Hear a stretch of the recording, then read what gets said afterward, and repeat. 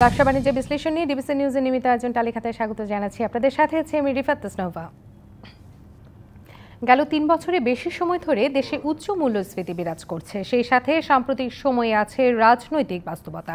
এই অনিশ্চয়তার মধ্যে অর্থনীতির অধোগতি দেখা দিয়েছে। এই বাস্তবতায় কেন্দ্রীয় ব্যাংক আবারও নীতি সুধার বাড়ালে পরিস্থিতি আরও অবনতি হবে কি? এসব নিয়েই তালিকার আজকের আলোচনার বিষয় মূল্যস্ফীতি কমাবে মুদ্রানীতি। আলোচনা করতে আমাদের সাথে অনলাইনে যুক্ত আছেন Dhaka chamber of commerce and ইন্ডাস্ট্রিজের সভাপতি তাসকিন আহমেদ এবং বিআইবিএম এর অধ্যাপক ডক্টর প্রশান্ত কুমার ব্যানার্জি। আপনাদের দুজনকে স্বাগত জানাচ্ছি আজকের তালিকার আয়োজনে। যে শুরুতেই আমি একটু জনাব তাসকিন আপনার কাছে একটু যেতে চাচ্ছি, কেমন মুদ্রানীতি চাইছেন? কোশ্চেনটা আমাকে করা হয়েছে। জি জনাব তাসকিন, আপনাকে বলছি। অবশ্যই দেখেন, আমাদের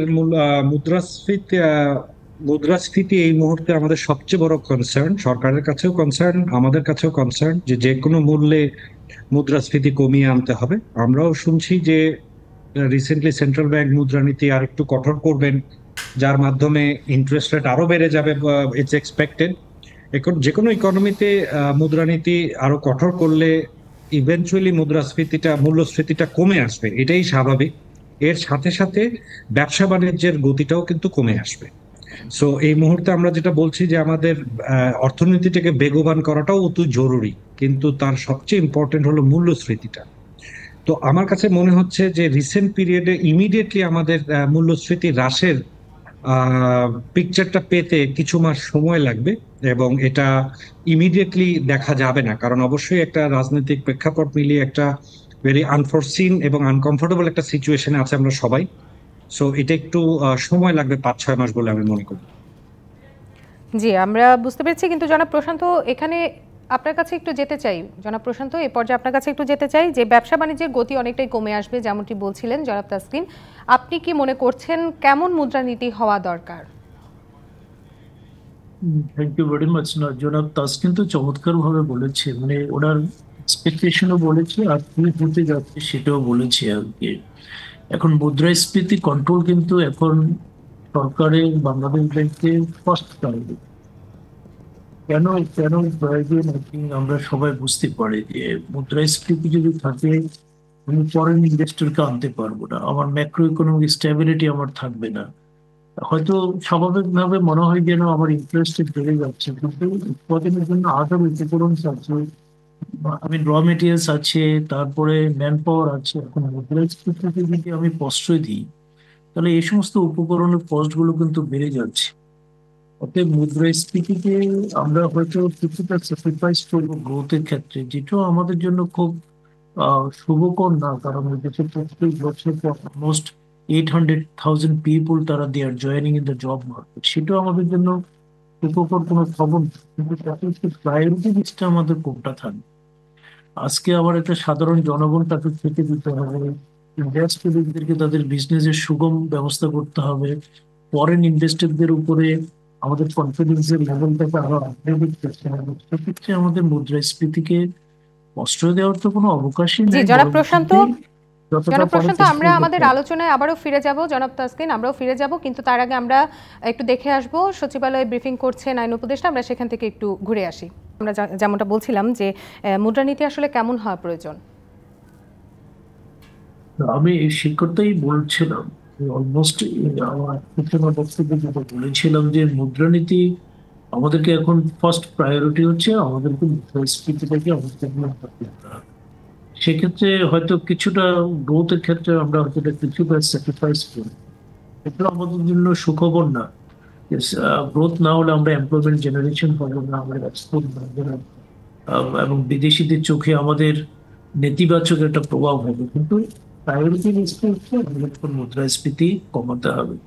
সেক্ষেত্রে ইন্টারেস্ট রেট, যেটাকে আমরা পলিসি রেট বলি, সেটা সাধারণত একটা প্রধান উপায়, এবং অন্যান্য উপায়গুলো আমাদেরকে খুঁজে দেখতে হবে। আসলে আমাদের সাপ্লাই চেইন ম্যানেজমেন্টে আমাদের অনেক এফিসিয়েন্ট হতে হবে। আমরা অনেক সময় কি করতে পারি, number of middle mans they are working. আমরা যদি সাপ্লায়ার থেকে ভোক্তার কাছে একেবারে সরাসরি সম্ভব না, বাট প্রায় সরাসরি আমরা যোগাযোগের ব্যবস্থাগুলো করতে পারতাম, তাহলে মুদ্রাস্ফীতির উপর অনেক বেশি ভালো প্রভাব রাখা যেত। আর একটা হচ্ছে আমাদের ইনপুট রিপ্লেসমেন্ট করতে হবে। আজকে আমাদের খাদ্যশস্যের জন্য আমাদেরকে ইম্পোর্ট করতে হচ্ছে। এখন আমাদের বাংলাদেশে প্রচুর জায়গা জমি পড়ে আছে যেখানে ইয়াং জেনারেশন সামহাও তাদের কৃষি কাজের প্রতি মনোযোগটা মানে আগের তুলনায় মানে কমেছে বলে আমার কাছে প্রতীয়মান হয়। যদিও আমার কাছে সেরকম পরিষ্কার নাই। আমাদেরকে যন্ত্রভিত্তিক কৃষি ব্যবস্থার মাধ্যমে করে প্রচলন করে গ্রামে গঞ্জে আমরা যদি কৃষিকাজ করতে পারি তাহলে আমাদের ইম্পোর্টের উপর অনেক বার্ডেনটা কম। ইম্পোর্টের সাথে আমাদের যে ফরেন কারেন্সি ডেপ্রিসিয়েট প্রয়োজনীয় করা হয়েছে সেক্ষেত্রে আমাদের কস্ট বেড়ে যায়। কস্ট বেড়ে গেলে ইম্পোর্টের উপর আবার চাপ পড়ে। তো আমরা যদি যতটা পারি আমরা নিজস্ব প্রোডাক্টের উপর আমাদের নির্ভরশীলতা যতটা বাড়াতে পারতাম, আমাদের আমাদের ইম্পোর্টের আইটেমগুলো অনেক সময় আমরা আননেসেসারি প্রোডাক্টগুলো আমরা ইম্পোর্ট করি, যেটা বিজনেস জগতে যারা আছেন তারা আরো ভালো জানেন। আমাদের নিজস্ব প্রোডাক্টগুলো যদি আমরা ব্যবহারের ক্ষেত্রে আমরা মনোযোগী হতে পারতাম এবং উৎপাদনের ক্ষেত্রে যদি আমরা সাপ্লাই আমাদের বাড়াতে পারতাম তাহলে হয়তো আমাদের ইনফ্লেশনের উপর আমরা আরো একটু ভালো আমরা সহজতর একটা চাপ অনুভব করতে পারতাম। বাট আমরা বুঝতাম that বাংলাদেশ ব্যাংকের যে সমস্ত পলিসিস গুলো নিচ্ছে এবং আগামী দিনে মনিটারি পলিসি নিচ্ছে এগুলো দিয়ে আমরা ইনফ্লেশনের যে লাগাম ছিল সেটাকে আমরা লাগামটাকে আমরা ধরে রাখতে পারবো। জি, জনাব তাসকিন এবং জনাব প্রশান্ত, আমরা একটি ছোট বিরতি নিচ্ছি, বিরতির পর আবারও ফিরে আসবো। বিরতি নিচ্ছি, ব্যবসা বাণিজ্য বিশ্লেষণ নিয়ে ডিবিসি নিউজের নিয়মিত আয়োজন টালিখাতায়, সঙ্গে থাকুন।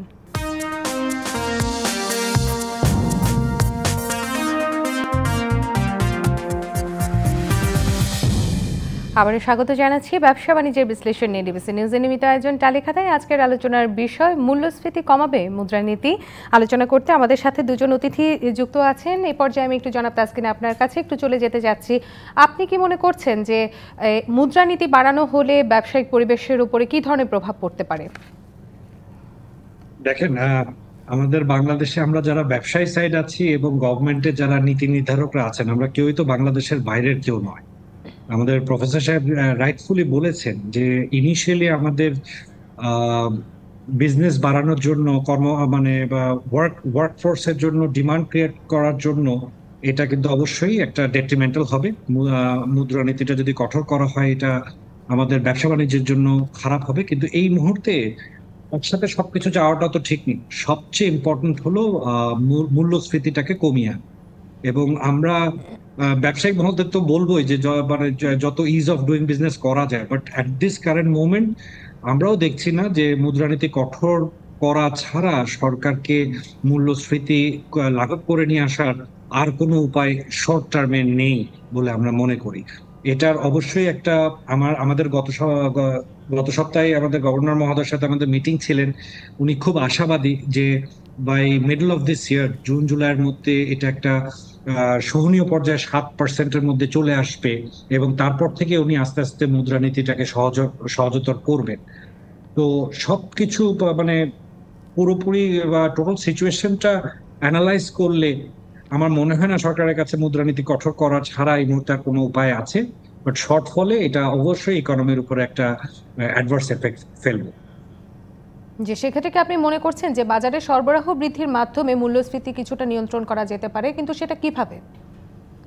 অবশ্যই প্রফেসর সাহেব যেটা বললেন যে আমাদেরকে ওরা মানে সরকারকে আরো মানে আরো অনেক এফিশিয়েন্টলি কাজ করতে হবে সাপ্লাই চেইন ম্যানেজমেন্টটা, এবং আমাদের point A to point B, farmer to আমাদের রিটেল পর্যন্ত যে ডিস্টরশন গুলা, তারপরে বিভিন্ন ক্ষেত্রে আমরা দেখি পত্রপত্রিকায় গণমাধ্যমে যে প্রাইস বেড়ে যায় সিগনিফিকেন্টলি, সেটাকে কিভাবে এফিশিয়েন্ট করা।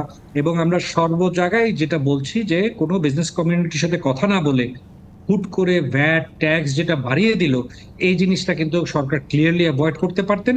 আমরা কিন্তু মুদ্রানীতির ব্যাপারে কিছু বলছি না, কারণ যেটা জেনুইন যেটা করতে হবে মূল্যস্ফীতি কমানোর জন্য সেটা করতে হবে, কিন্তু আদার ফ্যাক্টর দিয়েও কিন্তু মূল্যস্ফীতিটাকে আর একটু নিচের দিকে নামিয়ে আসার অনেক ধরনের সুযোগ রয়েছে, সেটার দিকে সরকারের একটু মনোনিবেশ করা উচিত। কিন্তু জনাব প্রশান্ত, আপনার কাছে এই পর্যায়ে একটু যদি জিজ্ঞেস করি যে আমরা দেখেছি উন্নত বিশ্বের অনেক দেশেই মুদ্রানীতি বাড়িয়ে কিন্তু মূল্যস্ফীতি নিয়ন্ত্রণ করা সম্ভব হয়েছে, কিন্তু আমাদের দেশে কেন এটি সম্ভব হচ্ছে না? Thank you very much. Very important question. তবে আমি জনাব তাসকিনকে ধন্যবাদ দিই যে বিজনেস কমিউনিটি মনিটরিং পলিসিটাকে স্ট্রিক্ট করলেও এটাকে ওয়েলকাম করছে। That's a very positive side. আমরা বোঝা যাচ্ছে যে বিজনেস কমিউনিটিটা বুঝতে পারছে যে কি মানে কোনটাকে আমরা প্রাধান্য দিব। তো সেজন্য আমি অ্যাজ এন একাডেমিশিয়ান জনাব তাসকিনকে আমি আন্তরিকভাবে ধন্যবাদ জানাচ্ছি। দ্বিতীয় যে প্রশ্নটা আপনি আমাকে করলেন যে বাংলাদেশে মুদ্রাস্ফীতি কার্যকর করার কঠিন কাজটা কি? প্রথম হচ্ছে আমরা তো বাংলাদেশে আমাদের লোন বেসড সোসাইটি করতে পারিনি। আজকে আমাদের যে লোন টু জিডিপি রেশিও হচ্ছে অ্যারাউন্ড 60%। মালয়েশিয়াতে হচ্ছে 100-এর উপরে, চায়নাতে পসিবিলিটি 120%। মানে এই মেসেজ গুলো মানে কি, যখন ইন্টারেস্ট রেট বাড়ে লোকজন কনজাম্পশনটা তারা কিনবে। এখন আমাদের যে লোন পোর্টফোলিও আছে সেখানে কিন্তু আমাদের এত জনসংখ্যাকে আমরা কভার করতে পারিনি একদিকে। অন্যদিকে আমাদের যে লোনের পরিমাণটা আছে এটা মুষ্টিমেয় কাছে। গ্রামে গিয়ে আমি দেখবো না আমরা লোন বেসড সোসাইটি করতে পেরেছি।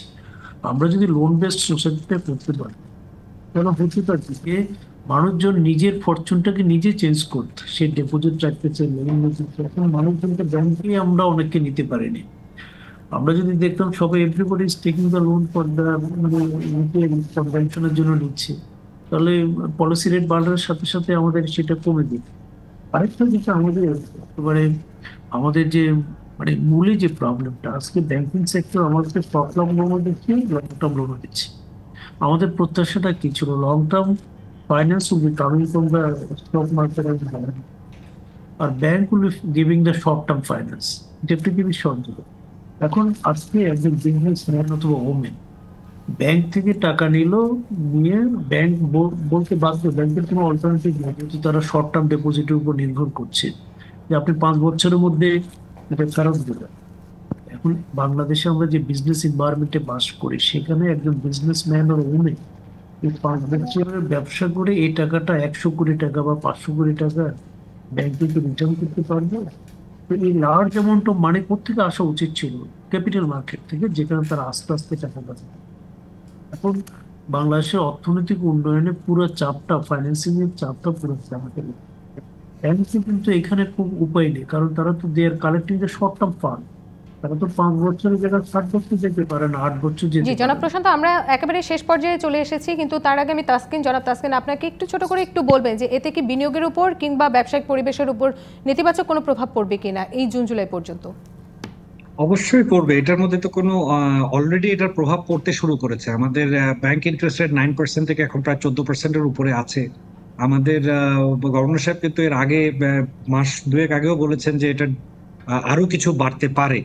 তো আমরা যেটা শুনতে পাচ্ছি এটা প্রায় 16 কোটায় যাবে। এটা তো ব্যবসার প্রবৃদ্ধি এবং এক্সিস্টিং ব্যবসার আহ, আহ, ব- ব- চালানোর জন্য কিন্তু একটা হিউজ চ্যালেঞ্জ নিয়ে আসবে। তার সাথে আমাদের কিন্তু আমাদের প্রফেসর সাহেব যেটা বলছেন যে আমাদের হঠাৎ করে আমরা গণমাধ্যমে দেখেছি অনেক লক্ষ লক্ষ কোটি টাকা জি পাচার হয়েছে, জি আমরা সরে গেছে বুঝতে ব্যাংকিং পেরেছি সেক্টর। হয়তো কিছুটা প্রভাব পড়তে শুরু করেছে।